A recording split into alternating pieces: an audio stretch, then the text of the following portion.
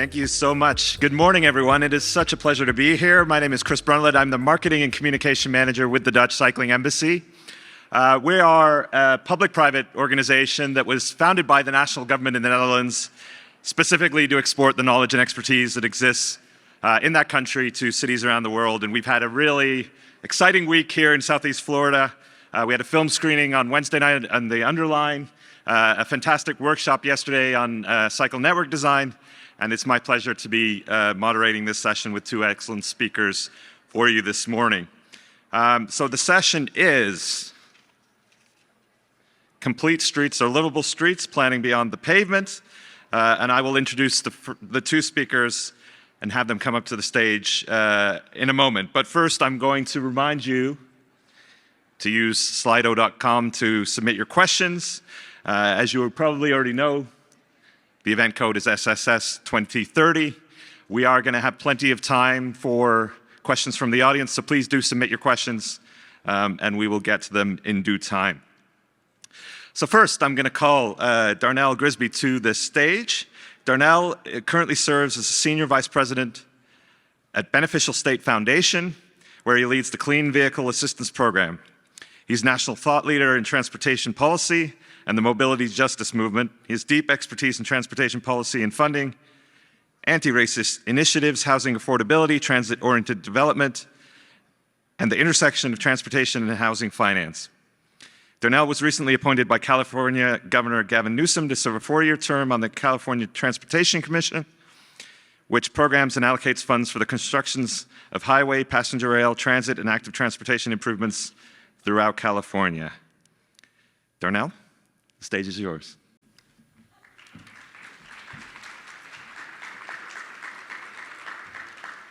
All right, good morning. Pleasure to be here. Thank you for the invitation. I'm going to walk through some of the things we did in California around active transportation over the last couple of years. A lot of people think that we are quite progressive and liberal, which is true to a degree, but that doesn't mean we don't have issues trying to get stuff done, and you might find some parallels with struggles you may have in the story that I'm going to tell. So the mix I'm going to talk about is how we develop policy support, how we try to get additional funding, the shift to more complex projects, which means actually greater political more political problems when you have more complex projects, as well as how do we create more equitable resource allocations to ensure that we fight displacement, make sure that communities of color and other disadvantaged communities have access to the investments that the state is making. So those are the key pieces I'm going to talk about today. So building policy support. It took a governor's office that was focused on complete streets and shifting the way that we talk about transportation in the state from a state that is primarily focused on highways, which we're the leader in.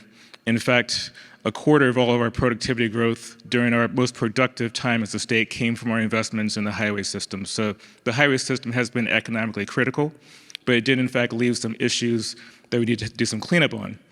One of that is to develop a statewide complete streets program, develop pilot programs and guidance for people to try actual quick-built projects around the state, which is really important to show that the transportation system can be flexible, can be agile to address the needs of the people, because projects take too long, as we discussed in the last panel. We also have a Department of Transportation, that's what Caltrans is, develop the minimum expectations for what a complete streets means by facility, by type around the state. That means that people are on the hook to actually follow through on that, no matter where you are in the state. We do have some parts of the state that are not as friendly towards that concept as others. We also develop a training program to make sure that people have access to knowing how to do this properly around the state as well, so there's no excuses. So those are some of the basic things, but it took advocates and people who care many years to get to this point. So even though this is the easier part of the presentation I'm going to outline, it actually is still one of the more challenging things that most folks will encounter. Now to the fun part, the funding. So just to set the scene, we had a deteriorating highway condition throughout our state where the pavement condition was deteriorating. Drivers were noticing, they also were having to actually get through heavy congestion because we were not making the right investments to address congestion on the state highway system. So there's a lot of pressure to do something. So that was the catalyst. So the catalyst that we used was to do a state gas tax increase, never popular anywhere in the country, obviously. The legislature and the governor agreed to this, got it done, $52 billion over a 10-year period on mostly highway projects, mostly road projects in local communities to address pavement condition. There was some money, $1 billion, for active transportation projects. A very small sliver of the overall $52 billion picture, but still a lot of money for a lot of people. This did not come without some political pain. In fact, the pain was so great that some legislators found themselves recalled for having voted for this in the legislature. Particularly those Democrats who were in marginalized areas had to do all kinds of cartwheels to make sure they stayed in office after voting for that gas tax increase. And we had some Republicans who were pro-gas tax increase who had to struggle as well, and some of them also lost their positions. So people paid for this politically. That didn't stop the opponents. The opponents decided we're going to use California's very flexible and very easily accessible ballot process to put a ballot initiative to say, okay, we're going to repeal this gas tax. And one of the things we did, we actually did some polling to figure out where are we weakest when it comes to voting against that gas tax repeal.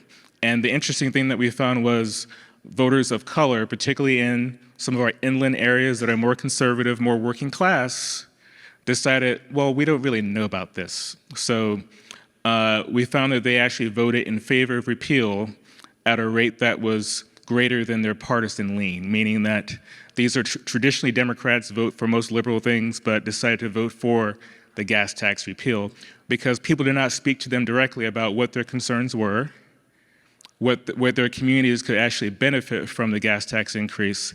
And these are people who are living precariously from having high housing prices, even though they live inland, and also high transportation costs from having to pay gas taxes and gas in general for their transportation because we have a very monolithic transportation system inland. You must drive to get a loaf of bread. So that's the context that a lot of people are living in the state, particularly in the inland areas outside of places like San Francisco. So they found a gas tax increase to be a direct detriment to their pocketbook. But that was battled back, and the gas tax that gas tax increase went into effect. So fast forward a couple years, we get to the Climate Action Plan for Transportation Infrastructure, CAPTI we call it for short, which is actually a way to make sure that the governor's executive orders around climate in the transportation sector could be enacted. And what it actually had within it was to have that $52 billion be more equitably distributed outside of just highways. You notice a small sliver that the active transportation projects received. Transit also received a very small sliver. So the question becomes, how do we actually make it easier for those projects to qualify using the largest of the $52 billion? You might imagine some of the conversations that happen around that redistribution, even the attempt of it. Very politically acrimonious. My first meeting as a commissioner was acrimonious because someone said the attempt to move money outside of the highway system to these other purposes was in fact racist. So that was challenging for me to walk into that situation, my first meeting. Oh, it's racist to spend more money on bicycles and walking. It's racist to spend more money on transit. So I had to find a way to, address that argument. So these are some of the challenges that you see even in a state like California trying to move forward on things that most people, if you were to poll them, would say, yeah, I'd rather have other ways to get around than just having to drive. That's a very basic choice question that we all know people want to have more choices when it comes to mobility. So the shift to larger projects, so more complex projects. This means, in fact, how do we make the bicycle facilities that we build safer? Because we started doing these projects, class 3 projects, where you're sharing the road with cars, and we're moving over to class 1 more often. Well, what does that mean? It means that each project is going to cost more money. That was politically controversial because a lot of people asked the question, well, why is my district not getting more of these bike facilities built? It's because the overall cost of these projects has increased. There must be a problem in what you're doing because the average cost of each project is increasing. We have to make the argument that, in fact, we're building better projects that actually can lead to mode share shift, which is the whole entire objective in the first place. That's a very challenging position to be in because it's not a bumper sticker that you can just say in one sentence why we're doing this. So, you know, even within the largesse of $1 billion, trying to spread that around is not easy, and it becomes very complex. Ensuring equitable resource allocation. So you may not be able to see the small print, but essentially what this means is we're going to make sure that disadvantaged communities are not left behind. Now, the legislation calls for us to have some low percentage of the money go to disadvantaged communities. We're actually hitting 100% for every one of the cycles that we go through with the funding, which means all of the money is going to disadvantaged communities from that $1 billion. And what I failed to mention was the program is so popular that it's oversubscribed, so that we had to use part of last year's surplus to add an additional $1 billion for this year's projects, and it's still oversubscribed. The list of projects that people want to build in their communities is still not being met. But the beauty of what's happening in California around this is everyone knows the communities need it, and we also have to address displacement questions. So one of the key scoring questions that we have for applicants is to ask them the question, what are you doing to discourage gentrification around the community that's being impacted by the project? And that's part of the scoring criteria. Now, the scoring criteria leads to a lot of very projects that should in fact happen not getting the money that they deserve because there's not enough money to go around. So that means that every project submitted has to pretty much be perfect. Imagine that, having to submit a perfect project. So that means that, yes, we're addressing displacement and gentrification. Yes, we're going to make sure that we address safety aspects that people are concerned about, moving beyond those simple bike projects to more complex projects. Those are the ways that we're using the legislative and the commission process to make sure that we can create change in communities. And I would say that it's a very politically popular program as a result. So on top of that, we're moving to do an electric bicycle incentive project, which provides $10 million for people to buy e-bikes. There's also a lot of talk about how do we use CDFIs and other types of financial institutions to provide loans to people to actually also get a loan for getting a bike. And as I mentioned, despite the $1 billion infusion into the active transportation program, the system remains oversubscribed. We're not meeting all of our demand, not even close. And we're having to address now the question of NIMBYism, because part of the issue that we're facing is as we build more complex projects that are meant to address mode share shift, if one block or 2 blocks of business owners decide to say we don't want it in front of our establishment, that means we're not getting a complete project, which does not lead to the mode share shift that we thought we were going to get systemically. So that's a major issue, even in California. No one has really done a good solve of that just yet. So that's the basics, and I appreciate being here and look forward to questions in the conversation. Thanks.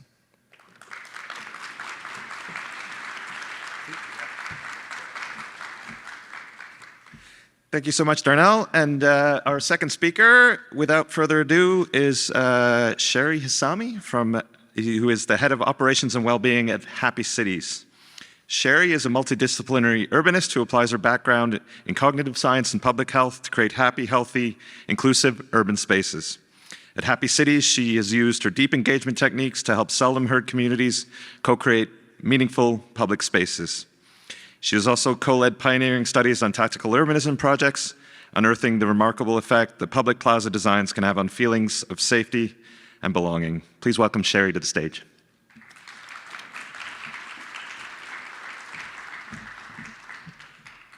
Hello, everyone. I think I'm a little too short for this. this good? Can everyone hear me? Thank you all for being here today and joining us back after the coffee break. I know it's been a long day. Well, we're almost at lunch. Very excited to be here today to speak with you about the connection between urban design and well-being and how we at Happy Cities use very inclusive approaches to engagement with the public. Before I go too far into that, I just want to share a little bit of context of what Happy Cities is. For those of you who might not know, Happy City was originally a book written by our founder, Charles Montgomery. So Charles spent over a decade doing research on the connection between urban design and well-being, really trying to understand how the cities and spaces that we create can influence our health and our well-being and ultimately our happiness. Long story short, fast forward to today where the book was well received and that led to the urban planning and design consultancy Happy Cities. So we are based in Vancouver, but we have worked around the world. I must say this is the furthest I've been from home in a few years. I'm very excited to be here with you all today. So at Happy Cities, we use an interdisciplinary approach to study the science of happiness. So we take elements from public health, psychology, neuroscience, behavioral economics, and we've put together what we call our recipe for urban well-being. So we know that a truly, healthy, happy city also has to be a social city. It has to be a resilient city. It has to be equitable. It has to be inclusive, meaningful. So for example, I'm going to share a little bit of context so that we all are kind of aligned before I go into our projects that I'd like to talk about. We know, for example, that the number of social ties someone has can influence how happy and healthy they feel.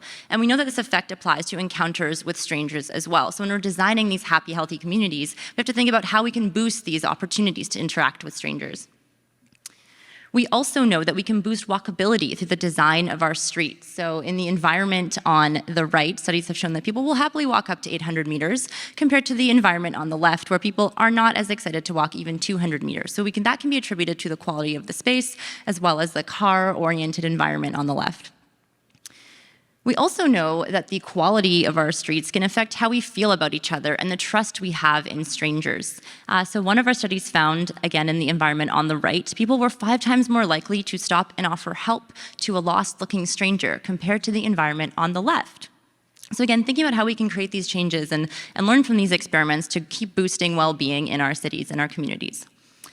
So all this to say is that we know that the way we design our cities can boost or break our well-being. Perhaps some of you are looking at these, good and less good examples thinking, okay, our cities don't look like that. Super fair. I know a lot of us are dealing with challenges where we already have cities that we're trying to rebuild well-being into. Luckily, we know that actually applying some of this research does make a difference. Taking us over to Vancouver, where I am based, we have seen that our investment in cycling infrastructure has actually gotten us to a point where people were walking and cycling and taking transit more than they were driving into the city. And I know, again, probably the reaction is, oh, this is expensive. It takes years and years and years. Thank you to Jenny and Warren for kind of highlighting the elements of what we have learned from the pandemic, that these things don't have to take, multi-year engagement, as was discussed. A quick example again from Vancouver. So this is Beach Avenue, which is a street that runs along the beach in Vancouver, downtown Vancouver. So this is what it looked like in 2019. This is what it looked like in 2020 when the city had reallocated space towards pedestrians and cyclists. And this is what it looks like actually in 2021. So showing again that we don't have to spend years to make changes that actually do have an impact. However, my point today is not to talk about bike lanes as much as I love them, or really best practices for design. My goal here today is to talk about that even when we have, years of research and academia and expertise behind us, it's not always going to be a one-size-fits-all solution. So we really have to think about, obviously this is a very dramatic example. Thank you for laughing. Not even sure if it's real, it's so ridiculous. But my point is to say that we really have to be intentional about how we're applying this research to make sure that it's actually leading to the intended outcomes. Again, similar to what Jenny and Warren were mentioning, we've seen through the pandemic that, cities have been moving back towards putting people at the center, which is great. We're making changes at a rapid pace. However, some of these changes weren't actually necessarily, as discussed, thought through, and they were having different impacts for different people. So some of these really excellent sidewalk patios or, public spaces that were popping up weren't thinking through exactly who was benefiting and who wasn't. So in some cases, we saw that these public spaces were actually making the sidewalks impassable for people using wheelchairs. Some of the interim bike lanes we were looking at were adding additional accessibility challenges for others. And in many cases, we just had some general challenges to think through.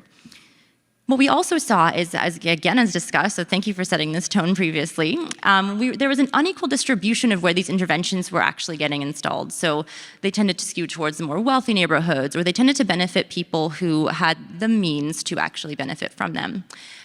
So while these ideas are great, my point is that we really have to think about who's benefiting and who might be getting excluded in result.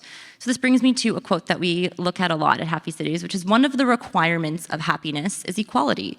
Maybe not equality of income, but equality of quality of life, an environment where people don't feel excluded. Let me let you think about that for a moment. I'm sure and hope that most people in the room are, united around this vision of creating cities and communities where people of all ages, abilities, backgrounds, incomes feel included. I hope that we all agree with that. I think the challenge really is, how do we know what people need to feel included in their communities? And the very short answer is that we ask them. So by prioritizing different perspectives and intentionally identifying those quieter voices, seeking them out and working together, we can start to really understand how we can apply all this science and research that we have in a way that will actually support the communities. Of course, much easier said than done. Typical engagement processes are not very exciting, not very inclusive, fairly dull. Some studies have found that people who typically, attend a public open house are seniors because they have the time, and older white male homeowners. And so again, we have to think about how we're even setting up these engagement events, how we're reaching the communities to make sure that the scope that we're reaching isn't so narrow. Unfortunately, public engagement end result ends up being, a box to check off within a larger and complex problem. And it really relies on people's privilege, self-motivation, resources, time, and confidence to attend. So how do we reach the quieter voices, the people who, have a million other priorities, who can't make the time, the people who didn't know that they were invited to attend, the people who can't speak as well, the people who maybe can't speak at all? And so, again, the very simple answer is that we go to them. So one of the key approaches that we apply for our inclusive engagement is meeting people where they are, not expecting them to come to us. So again, very simple, but it really is an important way of reducing barriers to participation. And the last kind of additional challenge I'll share before I go into our project examples is that we also can't just show up in a community and say, hello, we're here, please tell us what you think. Of course, we have to create environments where people actually have trusting relationships. We can start building that conversation ongoing from earlier in the process. We have to create spaces where people feel comfortable and safe to speak up, and also spaces where people will actually feel like they're going to be heard. So I am going to share, hopefully quickly, I'm probably going to go over time, a couple of examples of how we have done this at Happy Cities. So this is a project from the Netherlands in the city of Rotterdam. So the city of Rotterdam invited us to come in and do a walkability assessment of a neighborhood called Bloemhof. They had noticed lower than average walkability rates in this community, and they thought, okay, we can't really figure it out, we can't really connect with the community, let's fix it with design. They really wanted to install a network of parklets to fix this solution and get people walking. They also wanted to focus on the young people in the community. And so we thought, okay, great, a city that's really focused on, engaging underrepresented voices. So let's go. So we spent 2 weeks working out of a social work office in the heart of Bloemhof. So we really spent the time there. We started speaking with people who worked there. They connected us with the locals and started to feel the day-to-day rhythms of how the community was flowing. We were introduced to people who connected us to another, and to another. And so we created this snowball, essentially, effect of engagement, which was great because this project was focused on young people, and we need to find a way to connect with them. It was pretty obvious that as outsiders, as young as we were not one of them. So we really needed to create these connections that were trusting. Luckily, through our snowball engagement, we met a fellow by the name of Mohammed, who's the one sitting on the right in this photo. So he's really a community champion in Bloemhof. He was someone that the kids trusted. They knew him from growing up. He ran a community center near one of the parks where the kids would go and borrow a soccer ball. And so he was kind of our way into this community. So through Mohammed, we were able to connect with the youth, the teens of Bloemhof, and what we did is we set up an engagement activity disguised as a photography workshop with them. We brought in a fairly well-known photographer at the time. He had taken photos with Nike and Adidas and seemed like a cool person for the kids to speak with. And so we did a walking tour around the neighborhood. We asked the kids, where do you like in this neighborhood? Where do you like to spend your time? What do you not like? So we collected this information, and in the process, they were also able to take some pretty cool photos for their Instagram. So we learned a few things through this activity, this engagement activity. One of the key things we took away was that design wasn't really a big issue. We were there to figure out what design changes we could make, but maybe you've been noticing this neighborhood looks pretty good, especially compared to North American standards. You know, the sidewalks are fairly wide, good curb cuts, human scale, it's well connected to transit, there's parks and schools and mixed use, you name it, the neighborhood had it. But maybe what you've been noticing is that there aren't really that many people in these photos. And that's not because I was intentionally trying to avoid taking photos of people. There really just were lacking people on the streets. So what we learned a few very key things through this as well, is we learned through our embedded engagement by speaking with the residents there that this neighborhood was largely made up of newcomers, largely from Muslim countries, from North African countries. And so they would land in this neighborhood when they were new to the country, and we were told that people would upgrade or move out of this neighborhood as quickly as they could. So this created a very kind of transactional relationship with the community. People didn't necessarily have any social ties or bonds there. So that was one main challenge. Another thing we gleaned from having these conversations was that some of these walkability best practices that we were talking about, you know, interactions with the public realm, bumping into strangers, they weren't really landing as well because of the background of the people that we were trying to help. In Muslim cultures, the idea of visual privacy is really highly regarded. So this idea of being able to be seen and see people from your home, for example, and spend time in the public realm wasn't really landing.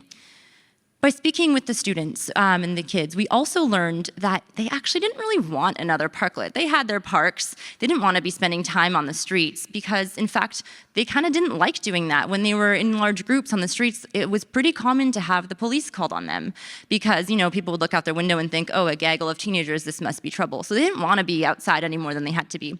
What they really wanted was like an indoor space that wasn't their parents' living room where they could meet with their friends and socialize. And so another parklet really wasn't going to fix this problem. These teens were lacking a sense of community and belonging, one of those ingredients that I mentioned earlier on. So in addition to actually discouraging this network of parklets, we had the opportunity to tell the city to stop what they were doing, readjust their approach, and actually go back into the neighborhood and start speaking with residents, co-create solutions with the people who will actually be benefiting from them. And the very simple takeaway here is that the reason the city wasn't able to discover this earlier was because they didn't spend any time in the neighborhood, and we were able to do this truly just by being on site. So I will end with one more project example, doing okay for time. So this is a project a little bit closer to my home in a town or city of New Westminster, which is just outside of Vancouver. So this is a creative placemaking project that we did with middle school students from a school called Glenbrook Middle School. And so this project started off because a girl by the name of Chloe sent an email to the city and said, I don't feel safe riding my bike to school. My friends and I really like to bike, but often we don't feel safe because cars are going way too quickly, no one's stopping. And so thankfully the city of New Westminster was very responsive. They quickly took some action, changed some of the orientation of the stop signs and tried to listen, but they thought, let's do something a bit more. So they reached out to us. We had an ongoing good working relationship with them at the time. And so we thought, okay, this project was initiated by a student's observation, one of these girls who goes to the school. So how do we keep this project in the hands of the students? So what we did is we came up with a competition idea to create painted bump outs for the intersection, the main intersection outside of the school. So we went into the school at middle school, and in Canada, we don't learn about urban planning at this age. I don't know, I don't know how it is here. So we got to introduce them to the topics of urban planning and street design and the importance of bump outs and how this could have an impact. And we encouraged them to submit their artwork for some of the designs. So we had 60 students, over 60 students submitted their artwork. Students got to vote on their favorites, and then the winning designs got painted onto the street later that summer. And so in addition to actually making the streets safer, the kids were able to quite literally transform their streets. The result was that all four corners, although you can only see two of them in this photo, all four corners were painted with a different design that was student-led. It also actually did have impacts on how people felt walking to and from school. In addition to the safety intervention, the key takeaway here was that the students felt heard and they felt listened to. And that impact is much longer than the paint on the sidewalks. So these two examples share one thing in common, which is that listening is perhaps the most powerful tool we have in our planner's toolkit. So as outsiders, it's so essential to understand the importance of elevating these voices, whether it's a student in middle school or teenagers in Rotterdam trying to make some friends, or the countless other quiet voices that I won't have the chance to go through today. We really have to reprioritize how we do our engagement to make sure these voices are elevated from the very beginning, not just later on in the process. So when we are implementing design recommendations from the community, even if we have done engagement, we have to think about who's in the room, who's not in the room, who maybe didn't even know this proverbial room existed in the first place. And so I start off by saying that, we know that the way we design our cities can boost or break our well-being. So I will offer an alternative as a wrap-up to say that the way we include people in designing our cities can boost or break our well-being. The ing was supposed to be a little bit further over. I see that now. So this is because the most important ingredient in our people-centered happy communities are truly the people themselves. And so I will wrap by leaving you with 4 kind of takeaways, is that 1, to do public engagement, you have to make it easy, lower the barriers, make people able to show up. 2, get creative with engagement. It does not have to be an open house. It can be a photography workshop. It can be paint on the streets. 3, make people feel valued. Make it feel like it is worth their time to be there, and make it known that their input actually makes a difference and will be listened to. And 4, importantly, listen to the lived experience experts of each community. Thanks.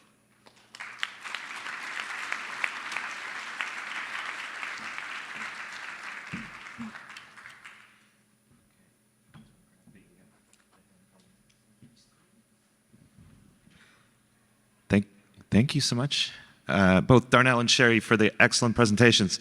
I've got a couple of topics that I want to get into very briefly, and then we're going to open it up to questions. If you have a burning question, please do submit it via slido.com. Again, the event code is SSS 2023. The first thing I wanted to talk about, and this is something that I have heard all week in my conversations, is a frustration, a palpable frustration of the lack of the impact of the pandemic, the rush to normal, the rush to the way that our transportation systems and their streets were before the pandemic, especially in American and to a lesser extent Canadian cities, versus other cities around the world like Paris, like Bogota, that really saw transformational changes to their streets as a result of the pandemic. When we talk about the Netherlands, and not to bang on about the Netherlands, but with the benefit of hindsight, we're able to talk about this period in the 1970s of crisis, an oil crisis, a road safety crisis that really kind of created an inflection point away from car-centered design. I'm wondering, from your unique perspectives, have you seen evidence of a similar inflection point here in North America?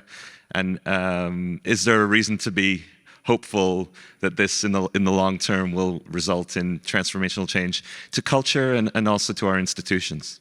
Darnell, if you wanted to start? Yeah, sure. I kind of call it the need to renew American institutions, to make them more flexible, more agile, more responsive. And to me, it was interesting that we were going through a pandemic at the same time as we were struggling through kind of having a racial kind of relook at who we are as a society. And I think it was challenging for us to make the changes we needed to have different outcomes. But there have been some changes in how we deal with people, getting to your point about community engagement. One thing I didn't know about myself until the commission that I'm on started doing it was doing what they call trauma-informed community engagement. Kind of meeting people where they are, knowing that people have gone through a bunch of trauma during the pandemic and perhaps their entire lives, where they question the role of government and their society and their communities. And I think a lot of people might identify with that. And it changes the way that we have to interact with constituents, with community. And going through that training, which I think lasted 3 months for us, changed the way a lot of us thought about community engagement and working with the public.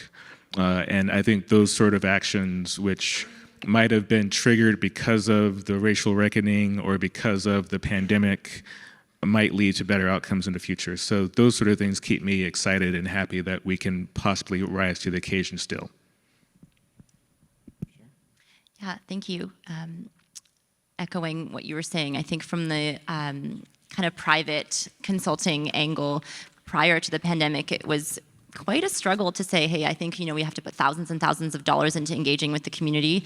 Ultimately, we are sort of left to deal with these budgets when we are coming up with our project plans. And so now we're finding that cities are putting in huge portions of the budget and a lot more emphasis on equity-focused engagement, which has been a great silver lining, I guess we can say, out of all of this. And now we're actually required to show our plan for, anti-racist approaches to engagement, and how we're going to be benefiting or having a social impact through our work and things like that, that we'd like to think we were already doing, but now, we have the opportunity to actually showcase that, and it has more value than I think it did before.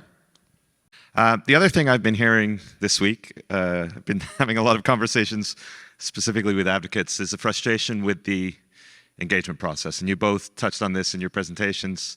It seems that as you said, Cheri, the engagement process is fundamentally broken. That this desire, this striving towards building 100% consensus is leading to a paralysis, and the status quo is for elected officials on down is a very easy alternative to really put their neck out there, and it can take is one or two well-connected, well-funded people to completely undermine a project and get it thrown out. So I'm wondering if I can hear from you both about strategies, ideas. What can we do to break through this paralysis and get the roller sleeves up and get moving here and get things on the ground as quickly as possible? Cheri, did you want to start? Sure. One of the approaches that we use, and again, I guess I should take a few steps back and say this really depends on the client and their willingness to actually apply these approaches and prioritize them. One of our approaches that we use is called a power mapping analysis that we learned through the Dignity Institute by Dr. Destiny Thomas. Highly recommend you look into it if you haven't before. And so this is a process of identifying all the possible kind of voices who might have an opinion on this issue. Let's say it's a new bike lane or what have you, and looking at their position on the topic and also their level of influence. So if they are, super opposed and have a strong level of influence, that's going to be up here on the map and vice versa. And so by doing this, we kind of get as many of the players as we can on this chart and on this map and start thinking about how to tailor the different key messages we have. We know what the goals of the project are, but we also know that they're going to land very differently in someone's eyes if they're in this quadrant versus this quadrant. And we adjust the messaging to make sure that we can, as best as possible, align people on the same vision of the outcome, and knowing that they're all going to have different priorities, whether it's cost or financial return or parking spots, as often comes up. And so that's one of the approaches that we use. And we actually did contract with Destiny Thomas, and how do I phrase this? I would say there's a lot of answers out there that people can find. You may have to sift through things that you may not necessarily ideologically agree with to find the gem. And you can find that through a variety of different approaches, I would say. And there's always answers there if you're willing to ignore the parts that are not useful to you, that may have a particular bias or a context that is not your particular context. So, I used to work for a trade association that represented, large and small agencies, and one of the major issues we always heard was, well, this is not like my community, and I had to always tell them, yeah, but try to find the nuggets in there, and it may not be a perfect fit, but you might find some truths that you can work with. So sometimes it's a change in perspective to get the answers you need. So I'm going to get into the questions from the audience. Again, if you do have any burning questions, do send them our direction. Someone would like to hear a bit more about the electric bike incentive, and so would I as well. You said that it was oversubscribed. Can you talk a little bit about how much funding might be required to fulfill the actual need? And, unlimited. And I'm also interested to hear a bit whether there's an evaluation. It's one thing to give people bicycles. Is there a structure in place to kind of see how frequently they're used and whether the plan is ultimately effective? Yeah, so there's a variety of issues that we have in California, one of which we still don't have the infrastructure in place for this to really be a viable program. And when I say infrastructure, I mean the physical hard infrastructure. So if you have an electric bike, you may find yourself finding difficult places to ride in California This exists outside of the core areas of our cities. So for a program like that to actually be fully operational, the infrastructure has to be in place, and we're not quite there yet, even though we're spending billions on the infrastructure. It's a catch-up game, so that's one problem. The other is, not everyone is going to be able to qualify for a grant. So the question is, how do we bring in some community banks who may want to provide loans to people to buy e-bikes who may not be able to afford it outright out of their pocket? And those are some of the approaches that we're going to start to utilize, but we're not quite there yet in fully developing the program, unfortunately. So one thing that the state is doing is using we call them a program administrator. So essentially the state will offer either a nonprofit or a for-profit group the money to operate the program and then have performance metrics to make sure that we reach the outcomes that we need to reach. That works really well because government does not always have the answer. We know that as people who've worked in it. And you might find particular approaches that you hadn't thought about if you bring in other voices from outside. So that's proven useful for us because our core organizations, whether it be the California Air Resources Board or even my commission, know that we don't have all the answers. So how do you engage the community, the private sector, the nonprofit sector to find answers that you don't have? Thank you. There is a question about the Rotterdam project. So, someone was asking what was the result, the outcome of that project, because you kind of left us on a bit of a cliffhanger. Whoops. Sorry about that. Yeah, so the result was the co-creation process. The city of Rotterdam staff went into the community, some of them for their first time. We did an activity where we got them to, put on a hat as if they were one of the teens, walk around. We started discussing different types of youth who kind of live in that neighborhood, and we co-created a solution to actually end up creating an indoor space for the teens of Rotterdam. So instead of making that parklet that no one wanted, they ended up having a community space indoors. And with New Westminster, did that result in any long-term impacts? So as it goes often, we had some, we were at the very edges of our budget, so we weren't able to do the post-analysis as much as we'd wanted to. We have qualitative anecdotal evidence from the students that they loved it. And actually, I'm not sure if I mentioned this, but I just remember overhearing someone say like, oh, I can't wait to come back here in 20 years and show my kids how we made these streets safer. So we have that kind of qualitative approach to how much the kids liked it.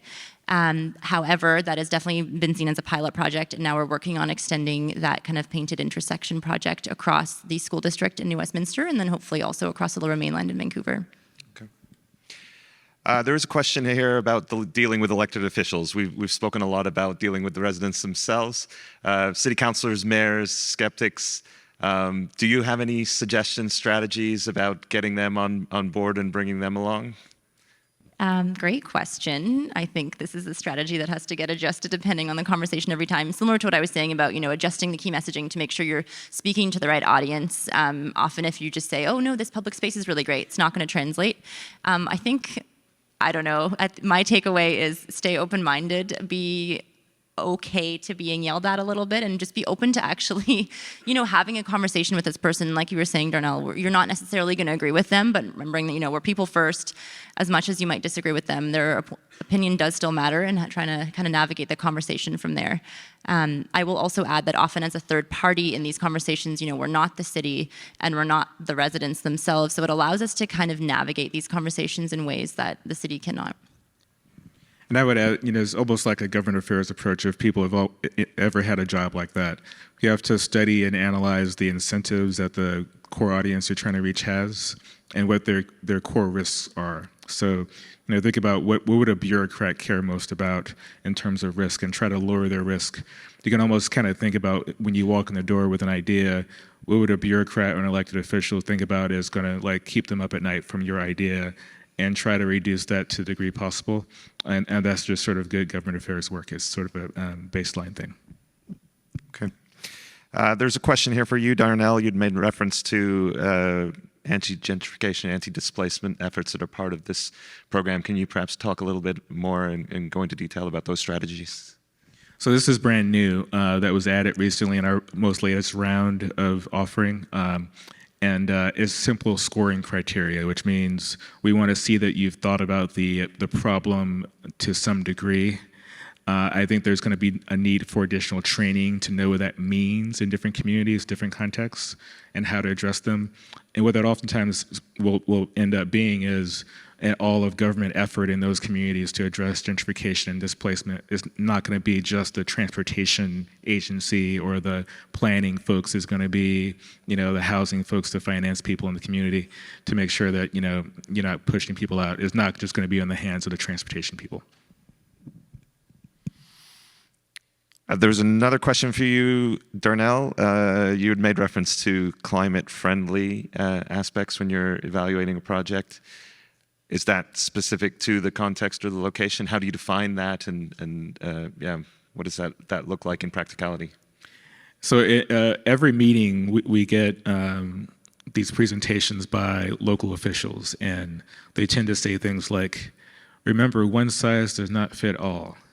And I'm thinking to myself, I'm from the Inland Empire of California. We are suburban, we are, lower income. That's where I grew up. I live in San Francisco now, which is vastly different. So I'm the last person that needs to be reminded that.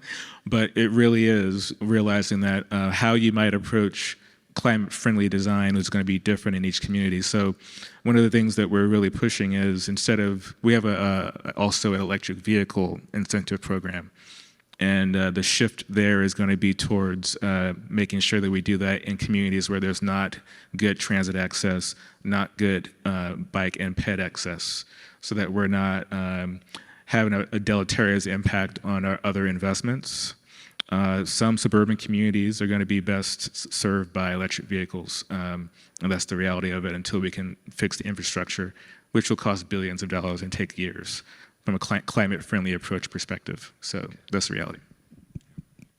There's another really interesting question specific to the engagement process, asking where we draw the line, when it comes to the residents who have an influence and a say over a project. Do we just consult with the people that live on the street that we're in question, or the surrounding neighborhood? And I realize there's a bit of gray area, but it's a bit of an existential question about where we potentially draw that line. Yes, thank you for answering. Basically, I agree. It is a challenging thing to, say there's a solution every time.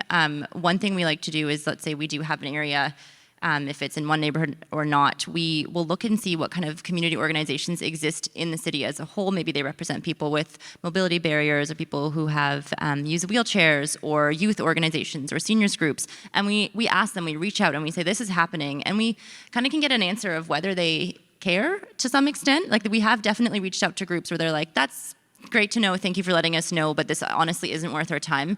And I think engagement fatigue and overdoing it is definitely a harsh and very real consequence of these approaches. So just being open to realizing that, we thought this group was going to really care, maybe they don't, and working on kind of like working our way down the list. So I think prioritizing and allowing them to tell us as well.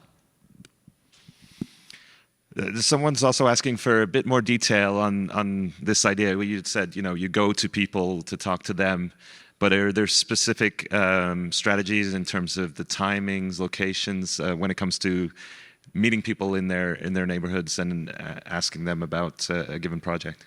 Definitely, yeah. So again, it would depend on the topic, of course. For example, we're doing a wayfinding strategy, again, in the Lower Mainland, just outside of Vancouver, in a city called Richmond.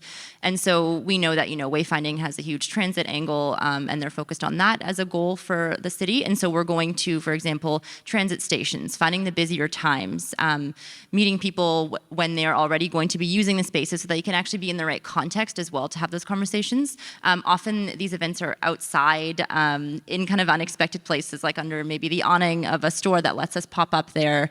Very kind of quick build, in and out, short sessions where we can just catch people. It's like, hey, do you have a couple minutes to talk about this? And if they don't, that's fine. We'll let them know we'll be back in another week and where we'll be. So finding, busy locations that target the groups we're trying to reach, whether, sometimes you do it outside of a high school, and also being aware that, being out in the public realm might not be where some people are. So finding pre-existing meetings, whether there is, let's say, a disability advocacy group, if they're already having a monthly meeting, we would just go to that monthly meeting, do what we need to do for a quick 10 minutes within their agenda and leave. So just really trying to find ways to make it as easy as possible for them to give us feedback and for us to reach them. Okay. We're approaching the end of our time here, so I just want to give you both maybe an opportunity to say a few closing words based on our conversation today. Yeah, I would say renewal of American institutions, we're all on the front line of doing that. It can provide another century of American greatness. I'm very patriotic in that respect, so I apologize.